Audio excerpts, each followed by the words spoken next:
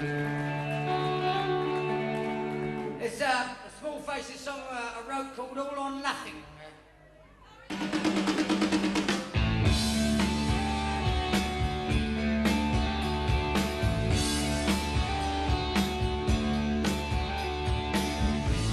I thought you'd listen to my reasoning, but now I see you don't hear a thing. Trying to make you see how it's got to be. Oh, yeah, yeah. Oh, Lord, Lord, yeah. Oh, Lord, Lord, yeah. Oh, Lord, Lord, yeah. Oh, man.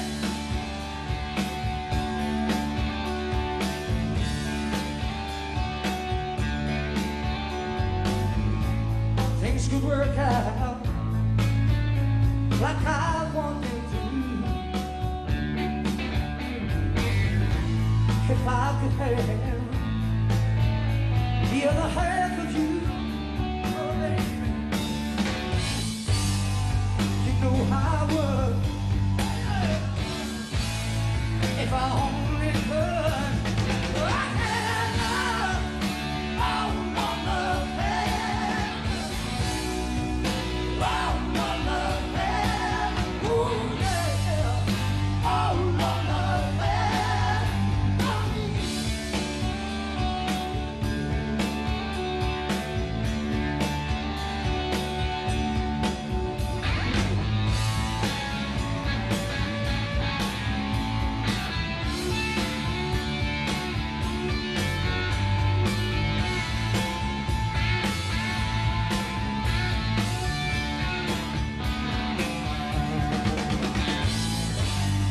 I ain't telling no lie.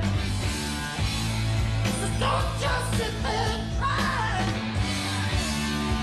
Oh, Lord, Lord, yeah. Oh, Lord, Lord, yeah. Oh, Lord, Lord, yeah. Got to keep on trying to play my lady. Oh, Lord, Lord, yeah. Oh, Lord, Lord, yeah. Oh, Lord, Lord, yeah. For me. Oh, Lord, Lord, yeah. Oh, Lord, Lord, yeah. Oh, Lord, Lord, yeah. For me. Get down, boy. Oh, Lord, Lord. You want to sing it? Come on and sing it. Yeah, yeah, yeah, yeah. Let me pray something for me, baby. Don't let the cameras fool you. We still come on ahead. Oh, hey.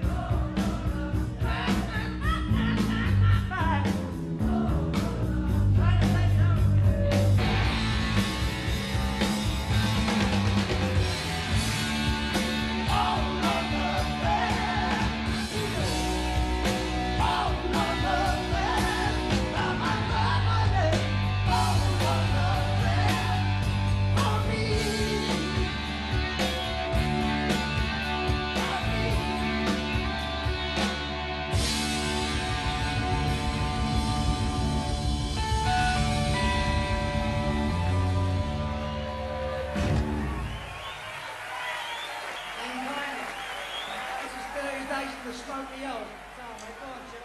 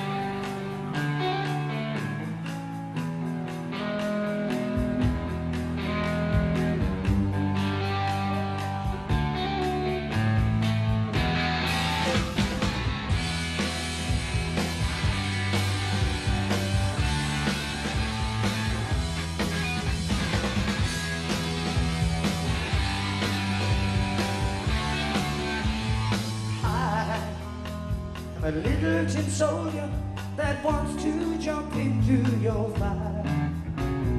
You are a look in your eye, a dream passing by in the sky. I don't understand, I know I need, treat me like a man, I ain't no time, take me like I am. I got to know what belongs to you. You ain't the thing that you want me to. Sing any song that you want me to. Sing to you.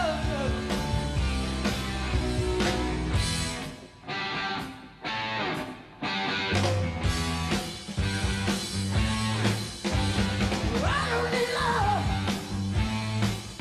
deprivation. I just got to make you. I just got to make you. I love you, baby. You ain't the thing that you want me to. Sing any song that you want me to. Sing to you. All I need is your whispered hello, smiles melting the storm, nothing hurt. Your eyes, deeper than time, say a love that won't rhyme without words. I've lost my way. I need her, show me things to say. Give me your love, for my feet away. I gotta know what belongs to you. You ain't the thing that you want me to. Sing any song that you want me to. Ain't the love. Oh yeah, yeah. Yeah, yeah. I just want someone to get the satisfaction. All I wanna do is sit with you, baby. 'Cause I love you. Oh yeah.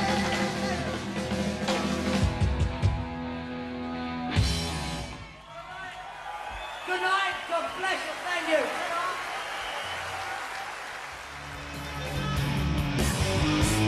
Hello, this is Nicky Horn, and with me now on Live from London is Steve Marriott. Steve, mate. welcome. It's good Thanks. to see you. Yeah. Let me start, if I may, talking about your early career, because you started life as a child actor. Can you tell us how you got involved in all that? My mum got me involved in that. I had a ukulele, and I used to sort of play skiffle or whatever. I don't need a nipper about that at all. Well, I haven't got much bigger now. Let's do Yeah, it. yeah. Used to go around the bus queues begging, or anywhere I could, you know. And it came to light afterwards that Lionel Bart, who wrote the show Oliver, which I was auditioning for, had actually seen me do all that, and well, waiting for his bus, no doubt. I've no idea. But Lionel told me later that he knew all about it, and there's something to do with my family as well that he knew of that I didn't know anything about. Went for the audition, done Oh Boy, and that was my new hobby had just begun. That was it. Because you then became the Artful Dodger in Oliver, and A little bit. you were going to the Italian Conti, which is a theatrical school. Oh, well, no, listen, I'm not posh. The only reason I did that was because my school burnt down, which I got the blame for. My mother still got the cuttings from that, but I had no choice. I had to go to a drama school. But it was good though. Why? So Because no other school would have you. That's right. No, that's right. Because there's a little picture of me dressed as the Artful Dodger. There's little Chicago Burns in the Stratford Express, and that was my lot. And the thing that was good though, I was one of the rough kids there, because Italia Conti is full of rejects, like eating rejects, or you know, walk around with plums in their mouth, and they don't really do a lot. But someone like me that was working all the time to pay his fees off, I was working all the time, so you get petty jealousies. We used to beat all these posh kids up for their sweets. You know, it was me and a geezer from Tulse Hill, and we give us your sweets. You know, what I mean? And they'd have to, of course. A great training ground, obviously, for going into rock and roll. So, how did you start in music? What led you from the stage to music? Well, I got fed up with it. I mean, it's all right when you're a kid acting, you know what I mean, but there's not much of a future in it. I was hip enough at that age to see when I was 16 I was going to be in a lot of trouble, or 17, because there's a lot of kids of that. When you're 13, 12, and you've got a lot of mouth or whatever, you can get these sort of parts. They're written for you, but I could see a lot of trouble, and I was already, you know, messing about with little bands like the Moonlights, doing Shadow Steps and all that sort of stuff. Although I tried to turn them onto Muddy Waters, and not much effect at that point in time. But and that's about it. I just got fed up with acting. I really did. So hanging about the sets for hours on end. So the Small Faces, where does that come? I mean, how did you get involved with them? Well, I got them fired from the band they were in. See, Ronnie Lane, I used to work in a music shop at the East End. Ronnie Lane came in and I sold him a bass, met his dad, and he said, why don't you come and have a sing with us? I said, I'm a singer, out of work singer. Usual load of wallop, you know. And we went down some pub in Bermondsey that night, but his band was called The Outcasts. They were quite good. Kenny Jones was in that band, Ronnie and Kenny, and they had a regular gig at this Bermondsey pub. Well, me thinking I was Steve Marriot, started on the piano, ended up jumping on it and smashing it. Consequently, they all got fired. They didn't have a gig no more. And the band broke up because of that, see, so it was my fault again, but Ronnie and Kenny said that, well, might as well stick with him, he's caused the problem. One of those things. But the Small Faces, the success came, it seems, relatively quickly to the Small Faces. Tin Soldier, Itchy Coo Park, the immediate label, I mean, the explosion, the music explosion was then happening. Did you feel as if you were part of, you know, that British movement at that time, which was terribly strong? Yeah, we were, there's no doubt about it, although at the time we were a bit too intoxicated by it to realise what was going on. I mean, only in retrospect can you see it was a whole British explosion or movement or whatever. At the time, you know, you were too busy trying to sort of think of what you could record next, or seeing if Ronnie could write the next single or something. You didn't really analyse it too much. How did success change you? I mean, what life before, well, what was that like? I stopped going to Woolworths and I went to British Home Stores. That's about it. It didn't, I don't think it really did. It frightened me, you know, I mean... How? Well, when you've had a few drinks and whatever, and you're playing like this and there's a bunch of kids all squashed up against wire mesh fences screaming at you, that frightens you, because it's got nothing to do with really what you wanted to do. What you wanted to do was play music and have appreciation for that instead of your bum wiggling, which is basically what it was all about, all the little girls. Once the geezers go off you, the little girls come onto you, and that's frightening, because all of a sudden then you're doing gigs where bouncers are wearing knuckle dusters and punching little girls in the mush and all that. There's a frightening aspect to it. It wasn't... It frightened us anyway. I think our feet were on the ground. It wasn't as if we got carried away by it, and we couldn't have a go at these big geezers for doing it, or they'd hit us and all carried away in a moment. Right. You know? Well, then of course there was Humble Pie, which was an enormous success, especially in America. That's where you really broke. What was it like in those early days, going to the States as being part of the seminal sort of British band? It was hard work, there was no doubt about it. I mean, you didn't go over there on the crest of a wave.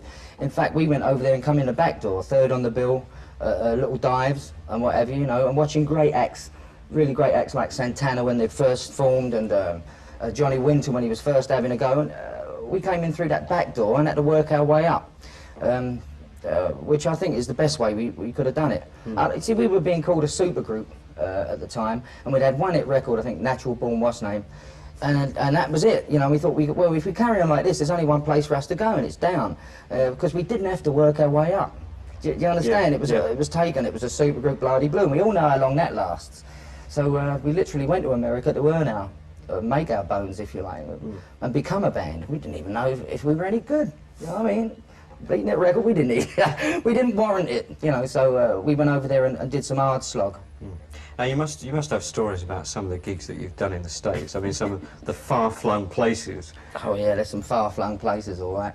One of the horriblest stories was with the Who, but this was in the Faces. In New Zealand, we got a little uncontrollable, and I think it was my 21st birthday, as it happens, in New Zealand, and they brought the police in to control us in the hotel because we'd gone a bit divvy.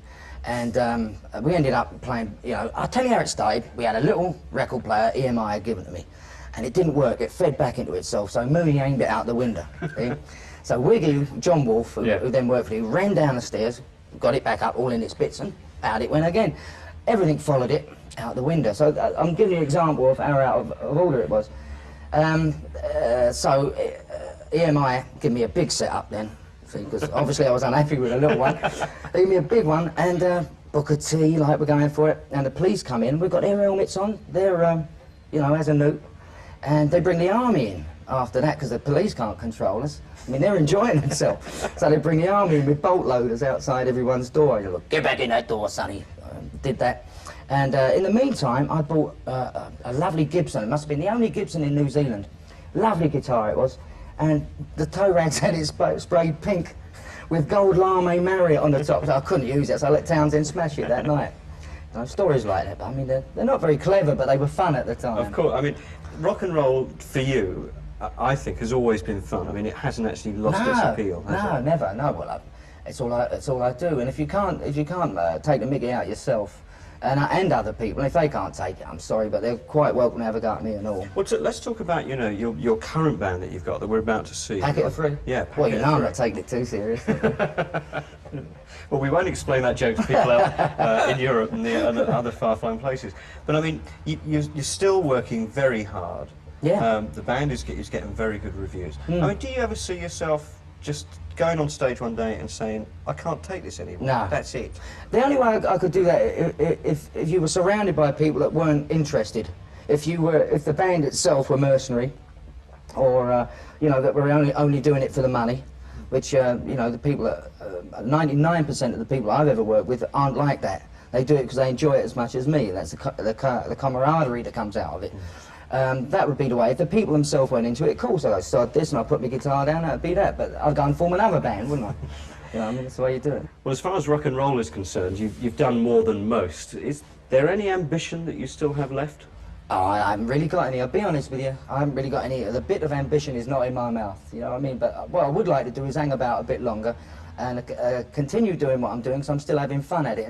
And hopefully there'll be some youngsters that can look at it and maybe get something off of it. You know, I mean, that's not a too big-headed way of looking at it, but you must have something to offer them. Yeah. You know, whether it's lessons in vocal or guitar or good drummers or whatever. I mean, Jerry Shirley, who's playing with me at the moment, has been with me for years. I mean, he's one of the best there is. So if there's a young aspiring drummer, while that guy's on the stage, you can still look and see what's going on. That's the thing. And once us old sods get lost in the shuffle, it's a shame. You know? Yeah. Well, rock and roll is still alive and well in Steve Marriott, and congratulations on just becoming a daddy Oh, for the second mate. time. Thank you. Steve, best of luck to you. Thank you, Nicky. Thanks a lot.